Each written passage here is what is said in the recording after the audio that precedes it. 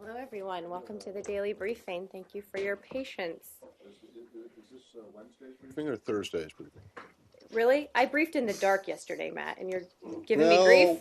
But yeah, really? I briefed on Friday after we got here at 6. Really? it's true. Were you here on Friday? No, I was not. Oh, okay. I was not. I was asleep. Uh-huh. Welcome to the daily briefing. I have one item at the top, then I will be happy to answer all of your questions. Secretary of State John Kerry will travel to Lubeck, Germany from April 14th to 15th to attend the 2015 G7 Foreign Ministers meeting. During the meeting, the ministers will discuss key global political and security issues. While in Lubeck, Secretary Kerry will hold a series of bilateral meetings. That's it. That's all. Get us started. Okay. So I want to go back to something we talked about briefly yesterday before the lights went out, because I'm still confused about it. Okay. This is. I don't want you to be confused. Right, and I watched the White House briefing, and Great. it didn't really come up there, at least that I saw. So I want to ask you again. Okay. So yesterday, when you were asked about the president's comments in the NPR interview about the 13, 14 years, that he was you said referring he was to a scenario in which there was no deal. Right, but the reason I'm confused is because he was asked a question about, aren't you concerned about stockpiles of enriched uranium under the deal? If a deal, I'm conveying to you what he was conveying in the interview. Right, I understand, but so the question was, aren't you worried about enriched uranium stockpiles even if there is a deal? Fine. And what it sounds like the president said afterwards was, no, not worried about that because it will be either taken out of the country or diluted or some combination of both. Mm-hmm. But what you should really worry about is the R&D with the advanced centrifuges, because after this year, whatever it is, 13, 14, or 15, the limitations on them will be gone. And so, well, just a couple points. First, I'm happy to repeat again what we said yesterday. I've talked to my colleagues at the White House. They have made very clear on the record, as have I, that he was referring to a scenario in which there is no deal. That is what the truth is here. If he could have said it more clearly, that's a different issue. And I know what the discussions are like inside the room about those years and about R&D, and obviously that doesn't match up to that. So he was talking about a scenario in which there is no deal. I know you all wish he had been clearer when he said that, and I'm sorry if it's not clear from the transcript. That is what he was talking about. But why would he even mention 13, 14, or 15 if he was talking about a scenario where there is no deal? You'll have to ask the White House, Matt. I can't parse this much further for you. I'm not the only one who's confused about this. Done all I can on this. Well, I'm happy. Prime Minister Netanyahu has put out a statement, right? Probably unsurprising to you, but he put out a statement that says Israel shares the view that upon the expiry of the nuclear agreement with Iran, their breakout time to achieve nuclear weapons will be zero. So that's just factually inaccurate. I don't know. First of all, this deal doesn't expire. There are pieces of this deal, important transparency measures that go forever. So the notion that this deal expires and on the next day they're at zero is just factually inaccurate because parts of it never expire. As we know, we push them under this deal to a year of breakout time. So I don't know how he's, on what technical basis he is making that assertion. There isn't one. He's basing it on what the president himself said in the interview. But the president was referring to, as we've said publicly, Matt, I cannot be more clear about this. He was referring to a scenario in which there is no deal. It may not be clear in the transcript. I'm telling you what my colleagues at the White House have told me he was referring to. Do you think that he was referring to something different and we're just all saying something else? I admit that it could have been clearer in the transcript, but I am conveying to you what he was attempting to convey. Well, do you think that Prime Minister Netanyahu knows better than to, or is he just trolling the president? I mean, what I don't get it. I mean, if he's confused, Prime Minister Netanyahu has made clear his opposition to these negotiations and to this agreement, sometimes with not all of the facts about what's in it because they haven't been negotiated yet. He's making assumptions about things. He's making assertions about things that aren't based on the science that our technical experts feel very confident in. Okay, so you're saying that even after 13, 14, 15 years, the breakout time will remain at least a year indefinitely? I haven't said that, Matt. I'm asking. I know, but we've gone over this every day, and I'm happy to do this every day, but I think let's try not to. So, okay, let me back up. So as I've said, we don't know what the exact calculation for breakout time would be after a decade because some of that still has to be negotiated. Some of the pieces of the equation about that feed into what gets you to breakout time have to be negotiated. So we can't say with certainty at this point. But the notion that it would be zero in any of those years is factually inaccurate. Well, okay, but he says, and I understand you're saying he's talking about hypothetical in case there's no deal, but he almost down to zero, not zero. Okay, but then he was referring to a scenario in which there was no deal. Well, but then he says, essentially, we are purchasing for 13, 14, 15 years assurances that the breakout is at least a year. Exactly. So then he goes on to say, with this agreement, this is what we are getting. Yeah. Right, in opposition to a scenario where there's no agreement and we have almost zero breakout time. No, see, the two are in opposition to each other. I'm not going to go line by line of his interview with you, Matt. You can talk to the White House. We've been clear what he was referring to, and I've been clear that the breakout time will not be, zero in those years. So I'm not sure what else we can say on this to convince you. Okay. Okay. All right. Do you have any context about what happened in Jalalabad today with the shooting? Is there nothing else on Iran? Yeah, sorry. I have more. Don't look so downtrodden there. But we can go to Jalalabad No. Let's do one topic at a time for our usual practice. Does anyone else have Iran? Yes. Go ahead. For years, the U.S. has cited Iran as the main reason for a missile defense system in Europe. Does the agreement with Iran affect the missile defense plans? Well, as we've said, we have concerns about Iran's conventional weapons, including ballistic missiles, separate from the nuclear program. Obviously, that doesn't go away. Those concerns don't go away with the nuclear agreement. Would you say that the U.S. will proceed with missile defense plans regardless of how well, this deal plays out? I don't have anything to announce in terms of changes in our missile defense. Obviously, we've said that the reason for missile defense is the Middle East, obviously Iran. But I don't have anything to announce for you today on any changes to that. Again, our concerns about ballistic missiles will remain. What are the threats right now at the moment? What is the reason for a missile defense plan in Europe? I think if I'm happy for you to take a detailed look at all the information out there about Iran's ballistic missile program and its conventional weapons program. This has been well documented. There have been sanctions put on them at the UN level, at the US level over this program. None of this is a secret. It's all out there for you to find.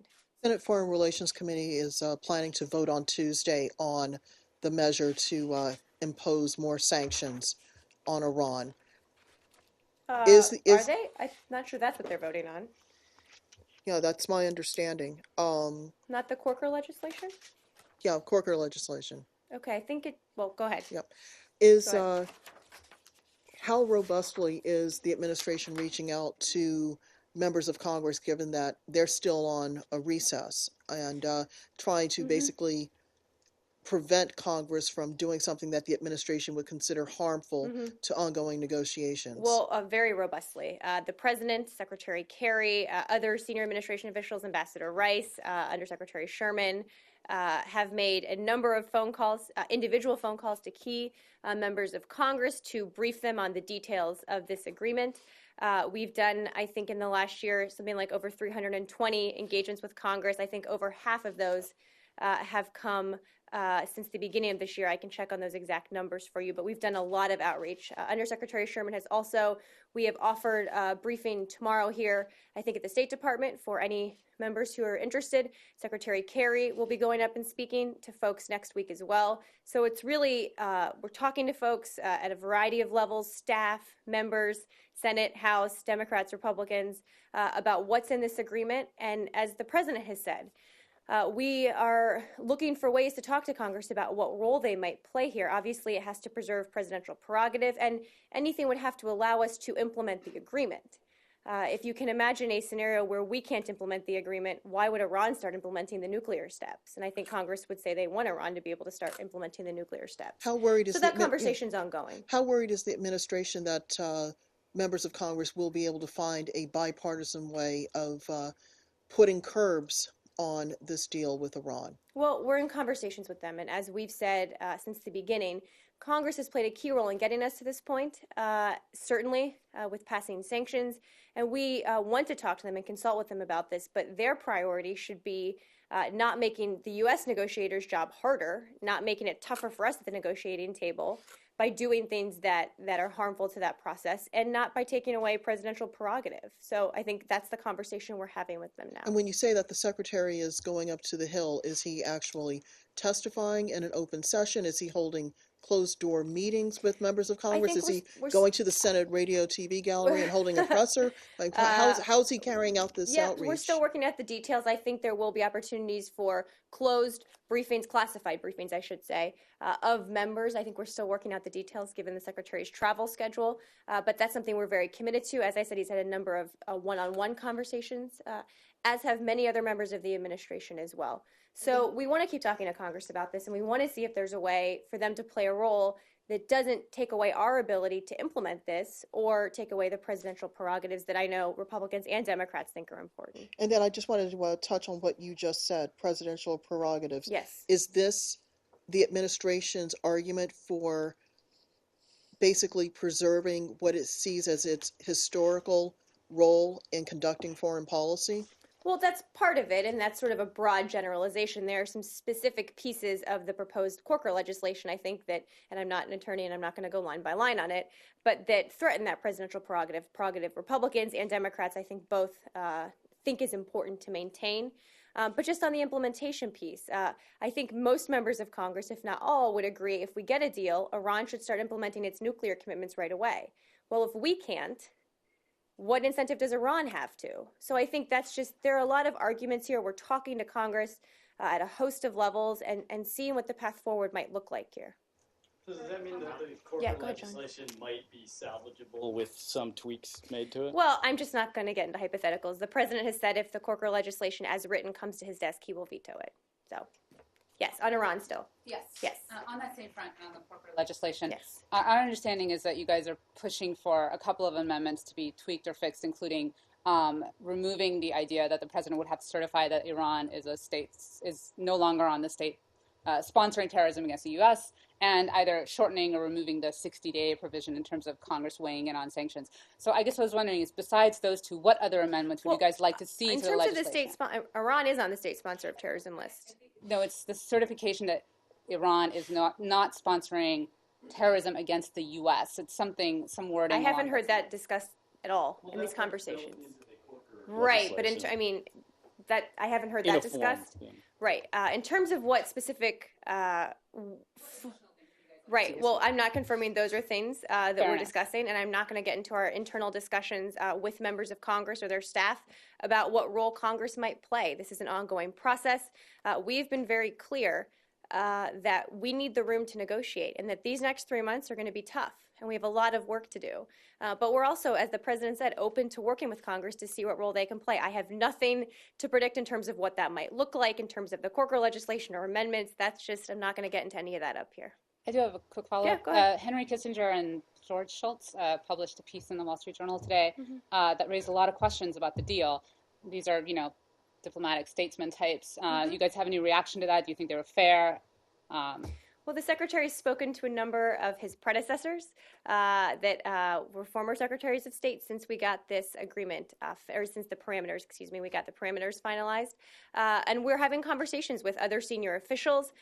We are happy to have that conversation about what this agreement is, what it isn't, the work we still have to do, and how we are very confident that this achieves our objectives. And that conversation will certainly continue.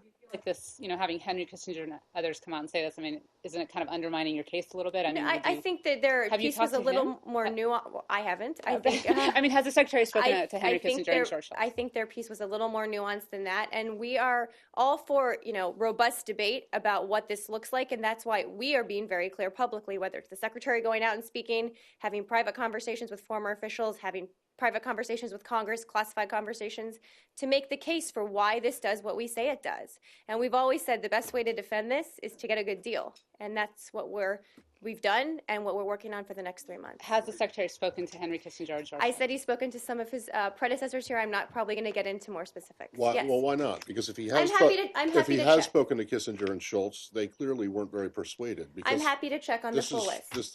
their article, their column is far from nuanced. I think, basically Really? says that You this don't is. think it's nuanced? Well, I've read it, and it's I pretty. also read it. Yeah, and you don't think it's pretty damning? I wouldn't say that it's damning. I think that there are a lot of opinions on this, and the secretary is happy to speak to people to let them know what we've done, and that conversation will continue. All right, well, there's invisible ink or something like that, or you're reading Is there between a question, the or are you lines. just commenting? Well, I want to know what you I'm not you gonna just go line by rejected line. outright. I mean, they say No. that this is a recipe for disaster. Basically, you say no. Clearly, I mean, you wouldn't be pursuing something you thought was a recipe for disaster. Is that correct?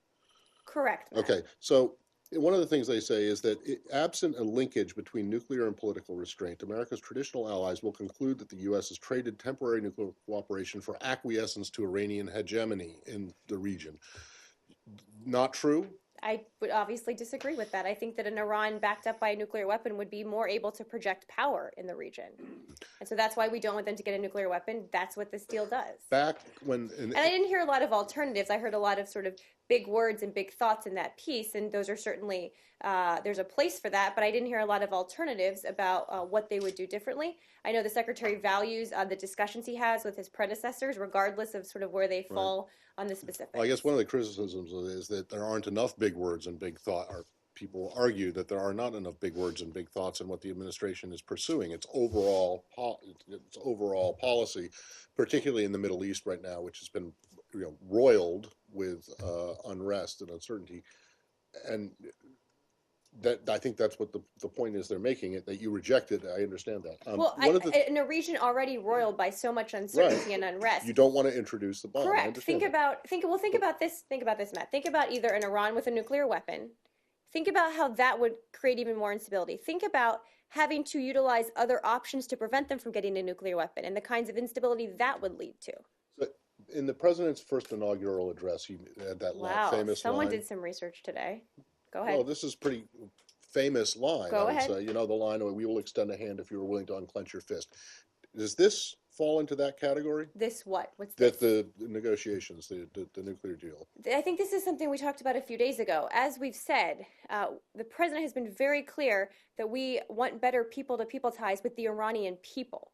And that's why he sends, Nowruz messages to them and does things like that to reach out to the Iranian people. These negotiations are not about having a better relationship with Iran at the government-to-government level.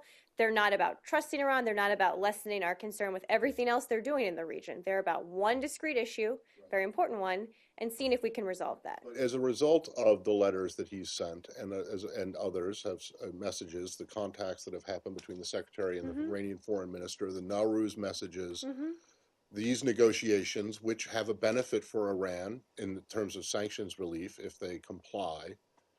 I mean, is Iran unclenching its fist? Does the administration believe that? Is it doing it slowly, one finger at a time, maybe? I just don't think we're going to do analysis of that based on the nuclear negotiations. Yeah, but because we're not going to. You may want me to, but I'm not going to. Yeah, I don't. So you don't think you reject the Kissinger-Schultz line that that political restraint and the nuclear issue should be linked? What kind of political restraint do you think they're referring to? Well, this is what they're talking about. I believe that they're talking about Iran's destabilizing role in places like Syria and places like Lebanon and places like Yemen. We have always said that once you start linking the nuclear issue, which is complicated enough on its own, with all these other issues, it's really hard to get anything done. And we need to deal with they're right now at breakout time of 2 to 3 months. Ideally, yes, would we like them to stop supporting Hezbollah? Would we like them to stop supporting the Houthi? Would we like them to release the Americans and have a better human rights record? Of course. They are at 2 to 3 months of breakout time today. If we have a chance to increase that by up to 6 times with a nuclear agreement that doesn't do all those other things we would want them to do, why would we not do that? It just defies logic to make that argument. In a perfect world, of course, we would have an agreement that did all of these things, but we are living in the real world, and that's the responsibility of the secretary to negotiate where we can see if we can get this one issue dealt with. That's how important it is. That would not be the MTV real world, right? That would be the other real world. Can I... Go ahead. Entrenching the regime in a sense, right? I mean, if you deal with this particular regime, you risk emboldening them, you risk the idea. So what's the alternative? Negotiating with someone who's not in power over a nuclear program they don't control? It's a great academic argument. Again, that's not the real world. Do you have another question? Yeah, it's just that the idea, though, of the non-sunset, this is a forever deal, that kind of thing. Prime Minister Netanyahu, for whatever reason, and he, you say he's wrong, but I don't say he's wrong. He is wrong. Convinced that at some point there are going to be restrictions that have been in place for 10 years that are going to start gradually being eased. Is that correct? Some restrictions are 10-year, some are 15, some are 25, and some are forever. But after the last restrictions, some are forever. Right. So there's no last restriction. The additional protocol is a forever commitment. If you abide by it. Correct. And if they don't, we can have all the options we have today will still be on the table then. We can take any of the actions then that we could take today, but we will have pushed their breakout time. So we your will argument... cut off pathways. We have gotten rid of 98% of their stockpile. Okay. We will be in a much better place than we are today. So there is no sunset. The Secretary said there is no sunset to this agreement. Okay. I will repeat that. The Secretary is still doing his meeting at 3 o'clock, by the way, if for any of us who want to go attend that. Has that been delayed a little bit? He is. Is that 3? Okay. He's running a little late today. Okay. I don't have his latest schedule in front of me. Okay. But he doesn't push meetings back till after my press briefings usually. Well, I wasn't sure. Yeah. I know. I mean, it's a big draw, I admit. Has he had his meeting with the Jewish American leaders about the Iran deal? I believe he has. I know it started. I don't know if it's still ongoing. So you don't have a readout yet on... I do not. One thing on Under Secretary Sherman's meeting tomorrow with members of Congress, that's open to anybody? So we've offered it. Yeah, I don't have a full list of who will be attending. We can give some more detail on that tomorrow. But it went out to all members of Congress. It's not just like committee... Actually, wait, I might have something. It may just be leadership and national security committees. I can check. Oh, wait, here. So she, along with the Treasury, Energy Departments, and Intelligence Community, offered to brief members of the Senate and House to sit on national security committees as well as leadership. But the rank and file, someone like Senator Cotton is not going to be invited. I think he may sit on one of those committees. He might? Okay. I think he might. Yes. And also, Undersecretary Sherman was meeting today with the ambassadors from the GCC countries here at the State Department, I believe, on Iran and Yemen, and I'm sure other issues may have come up. Anything else on Iran? Iraq. Okay, let's do Jalalabad. Yes. Right. So, what happened there today? Can you tell us what the meeting was about? Which meeting? Well, the meeting. I guess an hour after some senior U.S. officials were in Jalalabad having a meeting with provincial leaders, there was a shooting. So, but I don't know if we have any idea whether it's linked to that meeting. Well, okay, that's what I'm asking. Do you believe that this was a sort of classic green on blue insider attack, or do you have any reason to believe that this attacker may have been targeting U.S. civilian leadership? A couple of points. First, we don't have confirmation that it was, quote, a green on blue attack. We don't have confirmation of that. We don't know whether the attacker was actually a member of the military or was posing as one. So I think the Defense Department probably can give you more details as that investigation unfolds. We can confirm there was an exchange of gunfire involving service members near the provincial governor's compound in Jalalabad. This took place, as you said, after a senior embassy official had held a meeting with the provincial governor. That was Ambassador Don Yamamoto, who's the U.S. senior civilian representative in Bagram. He was meeting with the provincial governor approximately an hour before the incident took place. So I have seen nothing to indicate they were targeted, though, and I know the investigation's ongoing. Great. What else? Iraq, yes. Yes. Today, Iraqi Prime Minister Haider Abadi, he visited Anbar, and he was talking about the operations to liberate, the entire province. And there was some kind of stories in the Iraqi media, local media, that there are disagreement between the United States and Iraqi government on the operations either in Mosul or in Anbar. So if you have any comment on that. I hadn't seen those reports, but I haven't heard of disagreements. As we've always said, these are decisions for the Iraqis to make in terms of what the next offensive should be. As we saw in Tikrit, that will, I think, hinge on a cooperative approach with Iraqi ground forces that are under Iraqi command and control. That's obviously supported by coalition air power. but the timing and what comes next is really up to the Iraqis to decide. So with the first time when they have done conducted operations in Tikrit, it was not consulted with. They didn't consult with the U.S. and the coalitions. For the Anbar one, did they? Well, we've consulted with them on an ongoing basis, but these are Iraqi-led operations. That's Did they, because that he was in Anbar, and I see the retweet by Ambassador Brett McGurk that he is also like endorsing his activities, Prime Minister activity in Anbar. So are you talking to them on when the Anbar liberation should be? well, we're certainly in close cooperation with them and in conversations with them about the timing of what happens and what comes next. But again, these are Iraqi decisions to make. You don't have any disagreement on the decision they made to on the either? These on are their Muslim- decisions to make, and we're happy to keep talking about it. Okay. Any thing? Do you have anything on Prime Minister's visit to Erbil? Are you encouraging on? Let me see. I had something. Didn't that happen a couple of days ago? Yeah. He met with President Barzani. Yes, well, we welcomed that meeting on Monday, I think, in Erbil between Prime Minister Abadi and the KRG President Barzani. Obviously, we've said many times, President Barzani and the people of the Kurdistan region are essential partners in the fight against ISIL. We appreciate the coordination that's taking place between them and welcomed this visit. One more, last one. Okay. Since Prime Minister Abadi is going to visit next week, going to visit Washington, is there any plan to invite President Barzani also, since he refused it last time due to the visa issues? I don't have more details about that visit. I'm happy to check. Yes.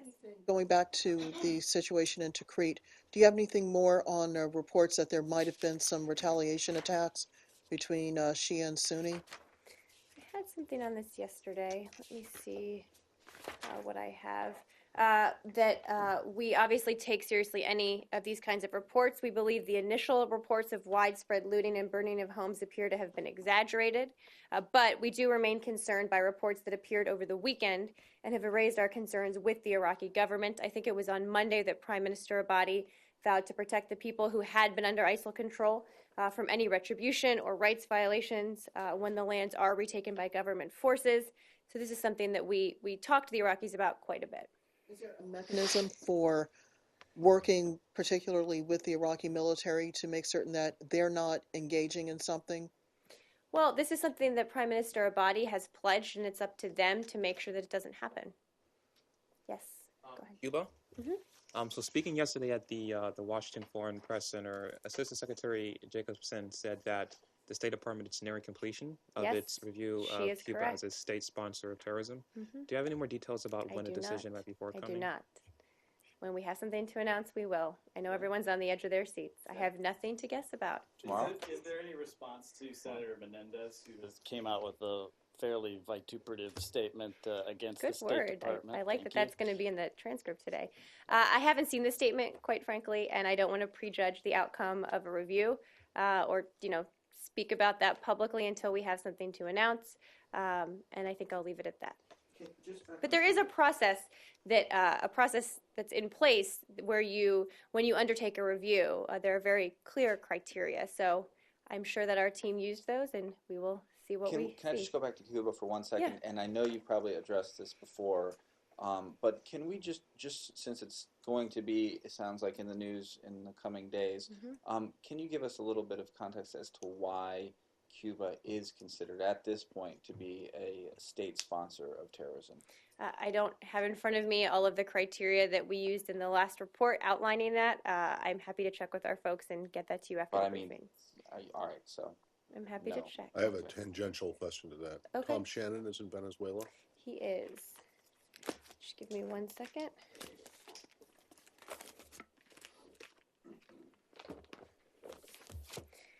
The Venezuelan government recently invited the U.S. government to send a senior official to Caracas to meet with President Maduro in advance of the Summit of the Americas. The secretary asked Tom Shannon, the department's counselor, to go to Caracas. He arrived on the 7th, will return on the 9th. The Venezuelan government has often called for direct dialogue, and we have always made clear that we maintain diplomatic relations and are willing to talk directly. I don't have more of a readout from him on the ground as to what has happened. But the 9th is today or tomorrow? I don't remember what today's date is. But he's not going tomorrow. So he's not going to go to Panama. To Shannon. He's not going to go to... I don't believe so. It says he'll return to Washington, so I'm assuming he's coming back here. But I can check on the travel. Okay, I'm just wondering if he's going to go from his meeting with Maduro It's a good see question. the It says others. here that he's Gotcha. coming back to Washington, but it's a fair question. Right. Can we go back to Cuba? We And can. the SST designation. Mm-hmm. It was my understanding that the review had until sometime in June to be completed. Is there any pressure from the White House on this building to undertake this review and to get it done sooner rather than later? No, I mean, the secretary has made very clear, starting in this building, as has the team here who works on Cuba, that this is the review is an important part of the policy changes we announced several months ago. We take our responsibility to do this review very seriously and believe, I know the secretary does, as does Assistant Secretary Jacobson and our whole team, that these things should be done as quickly as possible. Is it incorrect to assume that part of the review is because of the Cubans' insistence that they be removed from the list in order to allow the reopening of the U.S. Embassy? Well, I think we made clear when we announced the policy changes that this was something we felt was important to undertake, and that's why we've done it. But you're not saying that there's a direct linkage, as the Cubans apparently want there to be. Well, we announced this review when we announced the policy changes. I'll just leave it at that. Yes. Yesterday you said that you would be checking with Mr. Blinken's team regarding his remarks saying that the U.S. is speeding up arms supplies to Saudi And this is the first time I think I've ever said this. I was wrong yesterday. It was reported accurately. So there you go. Mark that down. I said I was wrong. I said I thought it was reported inaccurately, and I just said I was wrong yesterday. You're wrong. So That's the first time you've ever said that from the podium? one more than you've ever said in this room. Okay, so thank you for the question. Yes, we have strong, long-standing military-to-military relationships with partners in the region, including the Saudis and the UAE. We are working to deliver some pre-existing orders for military equipment more quickly, obviously given the ongoing situation, to the UAE and to the Saudis, and continue to provide logistical and intelligence support, as we've said. I think DoD has more specifics on what that is. I think that was your follow-up probably, but I was able to get more clarity from his team. Thank you. Related to Yemen. Yes, and then I'm going to Pam. Yes, go ahead. Sorry, you can go to her first. No, go ahead. We're on Yemen anyway, so. Okay. You may or may not be aware of this, but there are a couple of groups that say they're going to file a lawsuit tomorrow I'm not aware of this. to try to force the State Department and the Pentagon to organize an evacuation of American citizens. I wasn't aware of I this. know that you won't comment on pending legislation, litigation, even though I guess the suit hasn't even been filed yet. But is this something that a court can order the executive branch to do? I will ask our lawyers. I don't know. Thanks. I don't know. Yes. Kenya? Yes.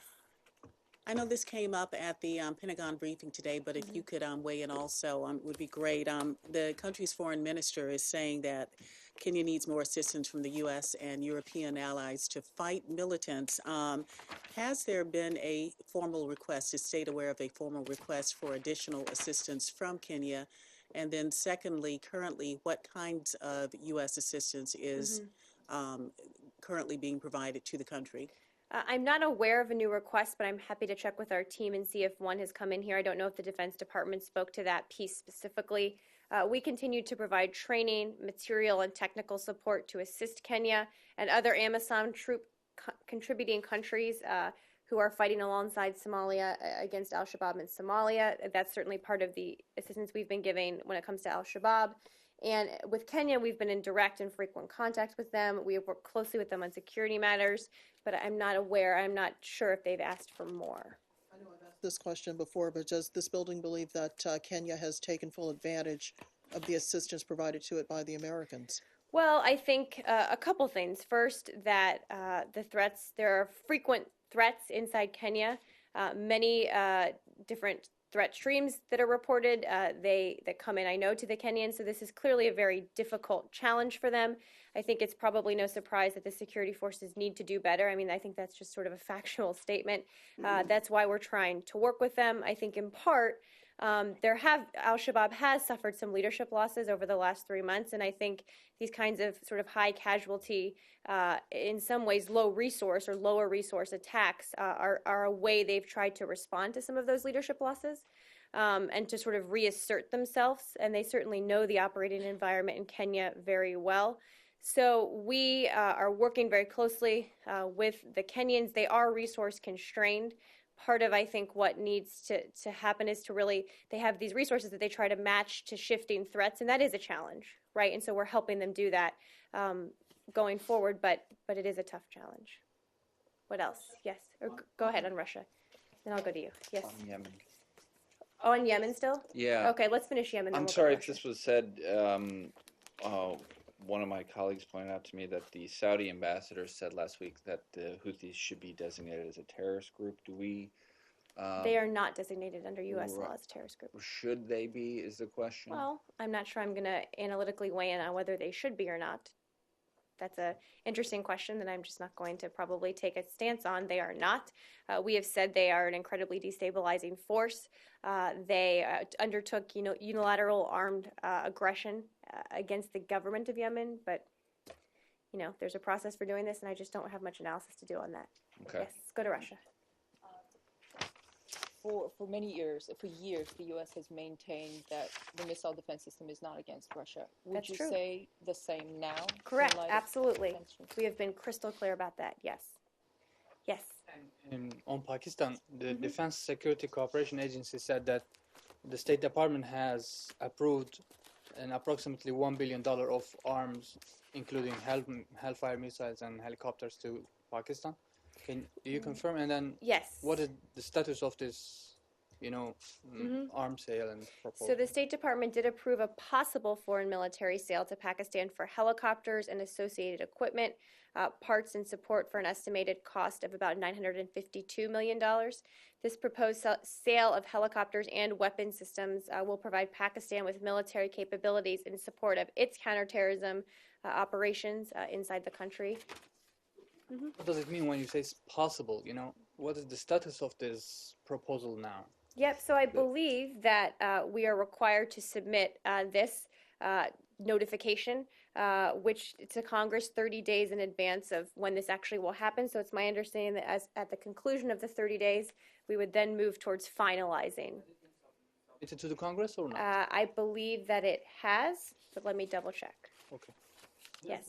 This sale came up in a vague sort of way in Senator Paul's White House presidential speech. Oh, really? No, I missed we that. shouldn't be borrowing from China to give to Pakistan.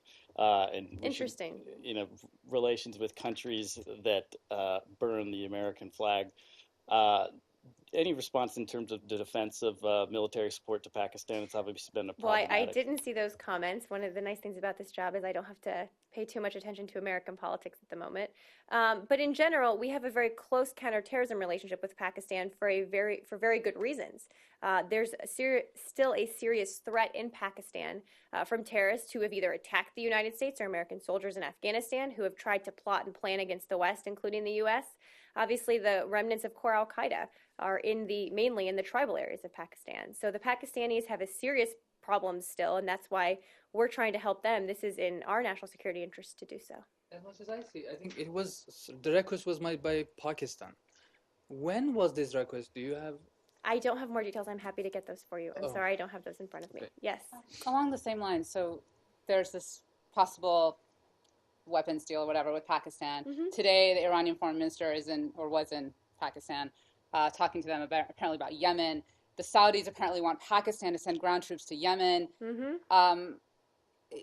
Are you guys confident that Pakistan is going to use America's aid and support for the purposes in which you want it to use, as opposed to these other things, Yemen or aiming the stuff against India?